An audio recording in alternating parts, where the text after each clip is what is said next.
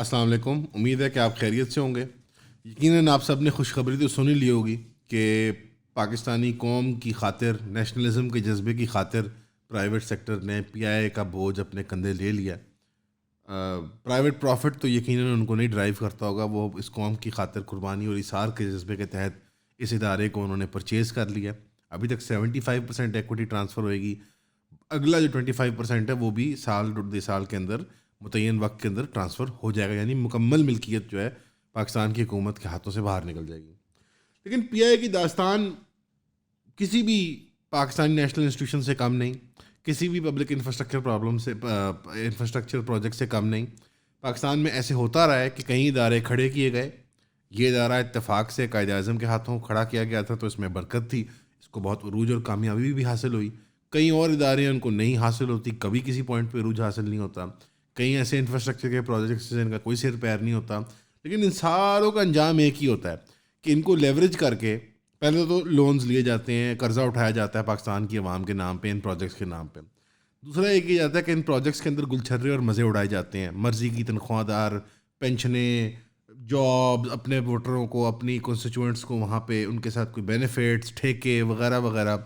جب وہ ادارے پوری طرح ملک ہو چکے ہوتے ہیں، وہ پبلک انفراسٹرکچر پروجیکٹ جب پوری طرح برباد ہو چکا ہوتا ہے، پھر اس کو جب فری فال کے بعد وہ راک باٹم پہ گرتا ہے تو اپنے 4 5 6 7 8 10 12 جو دوست ہیں، جو سو کالڈ پرائیویٹ مارکیٹ ہیں، پرائیویٹ سیکٹر ہیں، ان میں وہ نیلام کر دیے جاتے ہیں. اس نیلامی سے مجھے یا آپ یقیناً آپ سب کو اتنا کوئی مسئلہ نہیں ہوگا میرے خیال میں کہ پرائیویٹ سیکٹر جو ہے سو کالڈ وہ شاید زیادہ ایفیشینٹلی پی آئی اے کے ادارے کو چلا لے گا. تو ہمیں اس طرح سے خوشی ہی ہے کہ ٹھیک ہے چلو یار، کم از کم ایک مشین، ایک قرضہ اکٹھا کرنے والی، لاس کمانے والی مشین تھی پاکستانی ایکس چیکر کے اوپر، وہ جو ہے پرائیویٹ سیکٹر کے پاس آ گیا، تو وہ جانے تو اپنا کام جانے. لیکن جو نیشنل انسٹیٹیوشنس کی پرائیڈ ہوتی ہے، سینس آف اونرشپ ہوتی ہے، پاکستانی عوام یعنی پورے ملک کی عوام کا ان کے اندر سٹیک ہوتا ہے، جو ٹیکس پیئر منی کی جو آنیسٹ اس کی سروسنگ ہوتی ہے، اور وہ جو ایک ریلیشن شپ ہوتا ہے ٹو وے کہ ہم اور اسٹیٹ اکٹھے ایکوٹی رکھتے ہیں اس ادارے کے اندر، وہ سارے تصورات سمیش ہو جاتے ہیں. ایک طرف آپ کو نظر آتا ہے یو اے ای جو ہے وہ دانتوں سے، پنجوں سے گاڑے ہوئے اپنے ایمریٹس کی ایئر لائن اور اپنی اتحاد ایئر لائن کو سنبھالے رکھا ہوا ہے، جن کو ایک زمانے میں پی آئی نے خود اپنے ہاتھ سے پال کے کر کے ہپا کھلا کے ان کو پالا پوسا اور بڑا کیا تھا. اور آج جو ہے وہ ادارے جو ہیں پرائیویٹائز ہونے سے انکار ہو رہے ہیں اور پی آئی اے کی نیلامی ہو رہی ہے. اس نیلامی کے اندر ایک بڑا فیسنیٹنگ اسپیکٹ ہے کہ جو 680 ارب کا آؤٹ اسٹینڈنگ ڈیٹ ہے، جو پینشنز کی شکل میں، تنخواہوں کی شکل میں، وینڈرز کی فیسوں کی شکل میں، وہ سارے کا سارا ٹرانسفر نہیں ہو رہا پرائیویٹ سیکٹر کو، کیونکہ اگر وہ ڈیٹ ٹرانسفر ہو جائے گا تو it will not be a profitable venture. Pakistan میں پرائیویٹ سیکٹر کو جب تک شور شاٹ کل نہیں ملتی نا ہماری سرکار کی طرف سے، تو وہ شکار نہیں کھیلتے. یہاں پہ میری نزدیک عارف حبیب کارپوریشن، سٹی اسکول گروپ جو ان کے کنسورشیم کا حصہ ہے، فاطمہ فرٹیلائزر اور لیک سٹی ہولڈنگز، یہ پرائیویٹ سیکٹر میری تنقید یا میری غصے یا میری ڈسڈین کا وہ شکار نہیں ہے. اصل مدعا سرکار پہ ہی رہتا ہے، سول ملٹری بیوروکریٹس پہ، الیکٹڈ گورنمنٹس پہ یا ان الیکٹڈ گورنمنٹس کے اوپر، کہ وہ لوگ ہیں جو اداروں کو خراب کرتے ہیں اور پھر اس حد تک لے جاتے ہیں کہ پھر ان کو پھر نیلام کرنا پڑتا ہے. یہ نیلامی کی مجبوری آگے تو کوئی نہ کوئی تو دیکھیں نا، somebody will buy it. Private sector جو سو کالڈ ہے، اگر میں بار بار سو کالڈ کہہ رہا ہوں بیکاز میرے نزدیک کو پرائیویٹ سیکٹر پاکستان میں ایگزسٹ نہیں کرتا، اٹ از دا اسٹیٹ اور ان کے دوست. بٹ چلے اس کو پرائیویٹ سیکٹر مان بھی لیتے ہیں تو وہ تو پروفٹ انسینٹیو پہ کام کر رہے ہیں، انہیں تو کوئی مورل لا یا کوئی کانسٹیٹیوشنل گائیڈ لائن کے تحت نہیں چلنا ہوتا. مطلب دنیا بھر میں یہی پرنسپل ہے نا کہ پرائیویٹ سیکٹر پروفٹ موٹیو کو لے کے چلتا ہے اور گورنمنٹ اس پہ چیکس اینڈ بیلنسز ڈالتی ہے، لیکن اس کی خواہش ہوتی ہے پرائیویٹ سیکٹر کی کہ کوئی بھی چیکس اینڈ بیلنسز نہ ہو. تو یہ کیسا، ایک تو دنیا بھر میں بھی یہ ہوتا ہے اور پاکستان میں تو بہت ہی بھونڈے طریقے سے ہوتا ہے کہ پرائیویٹ سیکٹر کے ساتھ ہی مل جائے سرکار اور وہ دونوں مل بیٹھ کے بھائی دونوں کھائیں، مزہ اڑائیں. تو یہ 680 ارب روپے کا ڈیٹ تو میرے اور آپ کے ساتھ ٹرانسفر ہو گیا پی آئی کا. تو 135 یہ بلین روپیز کی کیا ایویلیویشن جو بنی ہے، جو بنتی ہے 482 ملین ڈالرز بنتی ہے، یہ کیا ایویلیویشن بنی ہے جس کے تحت یہ بکا ہے؟ اس میں 10 ارب روپے جو ہیں وہ ایکچولی نقد پے ہوں گے گورنمنٹ کو، اور باقی 125 ارب انویسٹ ہوں گے پی آئی کے انسٹیٹیوشن کے اندر. تو میرا سوال آج جانا سا یہ ہے کہ وہ 125 ارب کیسے اسپینڈ ہوں گے؟ وہ زیادہ تر نئے جہاز خریدنے میں لگیں گے، پارٹس خریدنے میں لگیں گے، مینٹننس میں لگیں گے، راؤٹس پہ جو نئے نئے انٹرنیشنل راؤٹس اسٹیبلش ہوں گے تو ان پہ لگیں گے. تو لگتا یہ ہے کہ 50 سے 60%، 125 ارب روپے کا بھی وہ بھی تو ملک سے باہر ہی چلا جائے گا نا ٹیکنیکلی اسپیکنگ. تو جو ایکچوئل نئی امپلائمنٹ اور وہ سارا کچھ کریٹ ہوگا وہ اس میں سے ایک میزلی چھوٹی سی اماؤنٹ ہوگی، یعنی ہاف یا ہاف سے بھی کم ہوگی. حقیقت یہ ہے کہ یہ نہ نئی امپلائمنٹ کریٹ کرنے کے لیے بہت بڑا میکینزم ہے، نہ یہ نئی ٹورزم کریٹ کرنے کے لیے بہت بڑا میکینزم ہے. اور جو وہ 10 ارب روپے پاکستان کی حکومت کو ملنے ہیں وہ تو 25 ارب کا روز نیا کھڑا کر دیتی ہے. تو 10 ارب روپے تو وہ جیسے چھینک ماریں تو اتنے مطلب ہماری اسٹیٹ جو ہے وہ کنزیوم کر جاتی ہے وداؤٹ اینی سیکنڈ تھاٹ. تو سوال یہ ہے کہ یہ کس کی منشا کے لیے، کس کی انٹرٹینمنٹ کے لیے کیا جا رہا ہے. حقیقت یہ ہے کہ ایک طرف ایک بٹر سویٹ خوشی بھی ہوتی ہے ہمیں کہ چلو یار کم از کم بوجھ اترا، اب کوئی پی آئی کو چلائے گا تو اچھی کوئی ایئر لائن بن جائے گی پرائیویٹ اور یہ کچھ کمائی ومائی کر لے گی. لیکن جو ایکچوئل رسپانسبلٹی ہے کہ 680 ارب کا ڈیٹ کیسے اکٹھا ہوتا ہے، اسے ہندی میں گھوٹالا کہیں گے، انگلش میں اسکیم کہیں گے، اردو کے اندر کیا کہیں گے، کیا مناسب لفظ ہے اس کے لیے؟ دھوکہ، کرپشن میں سارے انگریزی کے لفظ ہیں، فراڈ، کرپشن سب انگریزی کے لفظ ہیں. 2 نمبری یہ جو ہوئی ہے 680 اس کا کون اکاؤنٹیبل ہے؟ کوئی ایک سول بیوروکریٹ نہیں ہے، کوئی ایک ملٹری بیوروکریٹ نہیں ہے، کوئی ایک سول حکومت نہیں ہے. عوام 680 ارب کے بدلے خون مانگتی ہے. حقیقت یہ ہے کہ یہ 680 ارب کا، پہلے مجھے آپ بتائیں، میں آپ سے بات کرتا ہوں عام پاکستانی کے طور پہ، مجھے نہیں پتا، میں آپ کو کانفیڈنٹلی لکھ کے نہیں بتا سکتا کہ 680 ارب میں کتنے زیرو ہوتے ہیں. میں مذاق کر رہا ہوں، لکھ سکتا ہوں، بٹ جیسے یعنی اس کو تصور کریں اس نمبر کو آپ، اور بس وہ رائٹ آف ہو گیا. ہم نے اچھا اس میں اللہ کا شکر ہے کہ روزویلٹ ہوٹل اور وہ فرانس والے ہوٹل نہیں شامل کیے ہماری سرکار نے، لیکن باقی جو کچھ تھا انہوں نے کہا آپ لے جائیں، آپ جانیں، اور یہ آپ کا پروڈکٹ جانیں پی آئی. تو بہرحال انہوں نے بڑی خوشخبری کے اعلان کیے ٹی وی پہ، شاہ زیب خانزادہ صاحب کے پروگرام میں. وہ آج کل میرے خیال ہے سرکار کے مین اسٹینوگرافر ہیں بطور جیو نیوز کے مین لائن اینکر کے طور پہ.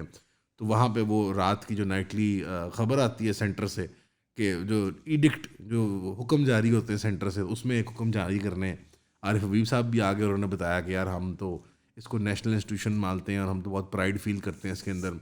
اگین وہ نیشنلزم کی لینگویج چاہے وہ پرائم منسٹر صاحب استعمال کر رہے ہوں، خواجہ آصف صاحب استعمال کر رہے ہوں، چاہے عارف حبیب صاحب خود کر رہے ہوں، وہ نیشنلزم کی لینگویج کے اندر تو اس کو ہم غارب کر سکتے ہیں، لیکن حقیقت سے تو نہیں چھپ سکتے کہ ایک نیشنل ادارہ تھا، دنیا بھر میں سرکاریں چلاتی ہیں اپنی ایئر لائنس، اور بہت خوبصورت ادارہ تھا، اور اس کو برباد کرنے میں ہر کسی نے اپنے ہاتھ صاف کیے. کوئی سول حکومت سے پاک نہیں ہے، کوئی ملٹری بیوروکریسی جو اس میں شامل رہی ہے وہ پاک نہیں ہے، کوئی سول بیوروکریسی پاک نہیں ہے. اس سے سب نے اس بہتی گنگا میں ہاتھ دھوئے ہیں، اور اب جب وہ جو جتنا کوئی دودھ تھا اس میں سے نچوڑ کے نکال لیا ہے، تو اب اس کو ہم نے جا کے پرائیویٹ مارکیٹ میں کسائیوں کو، میٹ فیکٹری کو، میٹ پلانٹ کو پکڑا دیا کہ جاؤ اس کے ٹوٹے کر لو اور جو اس میں سے نکالنا نکال لو. اتفاق یہ ہے کہ پی آئی کے اندر چونکہ پروفیٹیبلٹی کی گنجائش ہے، سوائے جو اس نے آؤٹ اسٹینڈنگ ڈیٹس اور وہ کھڑے کر لیے ہوئے تھے، رادر دین ان کو سروس کر کے پی آئی کو ریوائیو کیا جائے، ان کو ایکویشن سے نکال کے پی آئی کو پرائیویٹ سیکٹر کو ہینڈ اوور کر دیا. یہ لب لباؤ ہے پی آئی کی پرائیویٹائزیشن کا، نہ کوئی بہت زیادہ سے ایکسٹرا ٹورزم جنریٹ ہونا ہے. وہ جو 10 ارب روپے انہوں نے دیے ہیں، تو اور آپ 25 ارب روپے دن کے اندر آپ کھڑے کرتے ہیں ڈٹ کے، تو 100 ارب روپے کی آپ نے جی بی کی اور کشمیر کی، آزاد کشمیر کی ایئرپورٹس اور روڈوں کو صاف ستھرا کرنا تھا، اور باہر ٹورزم کے ایڈورٹیزمنٹس اور کیمپینس چلانی تھی، اور ڈسکاؤنٹ دینا تھا اپنے ٹورزم ایجنسیز کو. تو یہاں پہ وہ ٹورزم بھی سو کالڈ آ جاتا تھا. وہ پی آئی کی اس میں ضرورت نہیں تھی ایٹ لیسٹ پرائیویٹائز کرنے کی اس کو. جہاں تک امپلائمنٹ کی اپرچونیٹیز کریٹ کرنے کی بات ہے، تو معذرت کے ساتھ اتنی کوئی زیادہ ایکسپینشن نہیں ہوگی امپلائمنٹ کے اندر، اور وہ تو جو ایکسچینج میں آپ حاصل کر رہے ہیں وہ اتنا کوئی بڑا نہیں ہے اس کے اندر. کم از کم اینڈ میں اگر بہت نگیٹو نہیں ہونا چاہتا، کیونکہ اس کے جو سارے پبلک ایسپیکٹس ہیں، سرکاری ایسپیکٹس ہیں، وہ تو کمپلیٹلی اس میں کوئی جیسے اس میں سے خوشی نکل نہیں سکتی. دیکھو بات پتہ کیا ہے کہ بات جو ہے وہ کرنے والی بھی ہے لیکن یہ بھی کرنے والی ہے، کر دینی چاہیے کیونکہ بات کرنا اچھی بات ہوتی ہے. تو کچھ بات کر لیتے ہیں. I miss the time by the way جب چیزیں اتنی چیزیں پردے کی پیچھے. Exactly, yeah, but like جب وہ نوسٹیلجیا وہ نا میں انٹرویو دیکھ رہا تھا مائلو جینوپولس کا، وہ نا ٹکر کارلسن کے پروگرام میں آیا, وہ واپس ریٹرن کر رہا نا, ہاں واپس آ سکتے ہو رائٹ ونگر بن کے. تو to be frank my ہمیشہ رائٹ ونگر تھا. نہیں, was never like but it was about, you know, it was about liberalizing the right wing. Now it's the other way around. he's doubling down on the conservative right wing. لیکن point میرا یہ تھا کہ وہ پوری video دیکھنے کے لیے ہماری ویب سائٹ پہ جائیں eonpodcast.com پہ اور میٹرکس کی سبسکرپشن لے لیں, صرف 3,000 روپے کی بات ہے. سی یو دیئر انشاءاللہ. دیکھیں خوشی یہ ہے کہ اب پی آئی اے کو ایفیشینٹلی چلایا جائے گا, اور جو نگیٹو اسپیکٹس ہیں وہ اس سرکار نے جو بالکل جس طرح سے اپنا برڈن ہٹایا ہے, سر سے اتاری ہے چیز, وہ دکھ ہوتا ہے. 680 ارب روپے کا دکھ ہوتا ہے. پی آئی اے ہمارے قائد کا لگایا ہوا ایک نیشنل انسٹیٹیوشن تھا, اس کی تاریخ کو دیکھ کے ایک دکھ ہوتا ہے, ماضی کو وہ دیکھ کے نا افسوس ہوتا ہے. لیکن افسوس اس بات کا کم از کم نہیں ہے کہ دنیا کے سامنے یہ تو واضح ہو گیا, خاص طور پر پاکستان میں جو ایک ڈیلوژن ہے کہ کوئی فری مارکیٹ ہے اور کوئی پبلک سیکٹر ہے, اور پرائیویٹ سیکٹر جو ہے وہ بڑا ایفیشینٹ ہے اور پبلک سیکٹر بالکل ایفیشینٹ ہے, اور یہ واضح ہو گیا کہ یہ ایک ہی لیول پلینگ فیلڈ ہے. لیول تو نہیں ہے خیر, بٹ ایک ہی پلینگ فیلڈ ہے, اور اس میں کوئی پرائیویٹ نہیں ہے, کوئی پبلک نہیں ہے, سب ایک ہے. اسے ایلیٹ کہتے ہیں پاکستان کی. وہ 10, 12, 20 خاندان ہیں, میں بھی کل ملا کے ان کے ملازم چپڑاسی وغیرہ بھی ملا لیں تو یہ ملین کے قریب 10 لاکھ لوگ ہوں گے یہ. اور یہ 10 لاکھ لوگ کراچی, اسلام آباد, پنڈی, لاہور, پشاور, کوئٹہ, گجرانوالہ, فیصل آباد, بڑے شہروں کے اندر بیٹھ کے اس ملک کی تقدیر کا فیصلے کرتے ہیں. اور انہوں نے یہ متعین کیا کہ اب اس سرکاری پہلو جو تھا پی آئی کا, اس کو ہم نے نچوڑ لیا, اب اس کو تھوڑا ایفیشینٹلی چلا کے ہم یہ ایک ایسٹ کے طور پہ ہماری ایلیٹ کلاس کے اندر ایک اور فیدر آ گئی ہماری ہیٹ کے اندر. اب آنے والے دنوں میں ریلوے کا بھی یہ نصیب ہو سکتا ہے.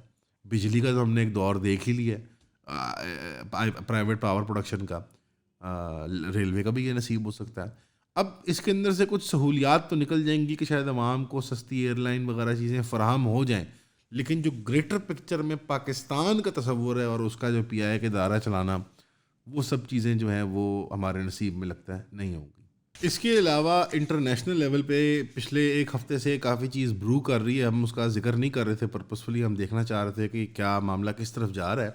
کہ پاکستان نے $4 بلین کی اپنے لیبیا وزٹ کے بعد ایک ڈیل سٹرائک کی ہے شیخ صدام خلیفہ ہفتر کے ساتھ, جو لیبیا کے ڈیفیکٹو ایک حصے کے ملیٹنٹ کمانڈر ہیں. وہ الیکٹڈ گورنمنٹ نہیں ہے, وہ نیشن سٹیٹ کے ایکٹر نہیں ہیں, وہ نان سٹیٹ ایکٹر ہیں ٹیکنیکلی اسپیکنگ. لیکن وہ لباس اور وہ لبادہ اور وہ جو موڈس آپرینڈائی ہے وہ ایک آپ کہہ لیں ایک ملٹری ریاست کا ہی ہے. اور اس کے بیکرز جو ہیں ہفتر کے یو اے ای اور یہ, وہ اس کو ایک اسٹیٹ کے طور پر پراپ اپ کرتے ہیں. اور اس کے برعکس جو UN backed, UN supported حصہ ہے لیبیا کا, اس کو بیک کرنے میں زیادہ پولیٹیکل پاور جو ہیں وہ ترکی اور قطر نظر آتی ہیں آپ کو. پاکستان نے چوز کیا, ایک بڑی کنٹینشس سی بات ہے کہ پاکستان ایک طرف ایک لائن ٹو کر رہا ہے کہ ہم نان اسٹیٹ ایکٹرس کو کہیں بھی دنیا میں سنجیدگی کے ساتھ نہیں ٹریٹ کریں گے, نہ ان سے ڈیل کریں گے. اور اس کے باوجود سینکشنز ہیں اس گروپ کے اوپر جو یہ حصہ ہے لیبیا کا. پاکستان نے ان سے ویپنس کی ٹرانزیکشنز کی ہیں, $4 بلین کے سودا طے کر کے آئے. اس میں چائنیز اور پاکستانی میڈ جیٹس بھی ہیں اور بھی بہت ساری اکوپمنٹ ہے. اب کلیم پاکستانی آفیشلز نے کیا کہ نہ یہ اس امبارگو کا حصہ ہے جو جس طرح کی ہم نے ڈیلنگ کی ہے, اور دوسرا جو ہے وہ آہستہ آہستہ یہ معاملہ کھل جائے گا تو ہمیں کوئی ایشو نہیں ہوگا کیونکہ ان کی آئل ایکسپورٹس بہت بڑھ گئی ہیں. اب یہ جو ہفتر والا پروجیکٹ ہے یہ بیسکلی دو آپ سمجھیں کہ کنٹینشس ایشوز کا وہ ہے رزلٹ. ایک طرف جو عرب سپرنگ کے تحت ایک لہر چلی تھی جس کے اندر ویسٹرن بیکنگ تھی, اور ترکی اور قطر بھی بیک کرتے تھے اس موومنٹس کو.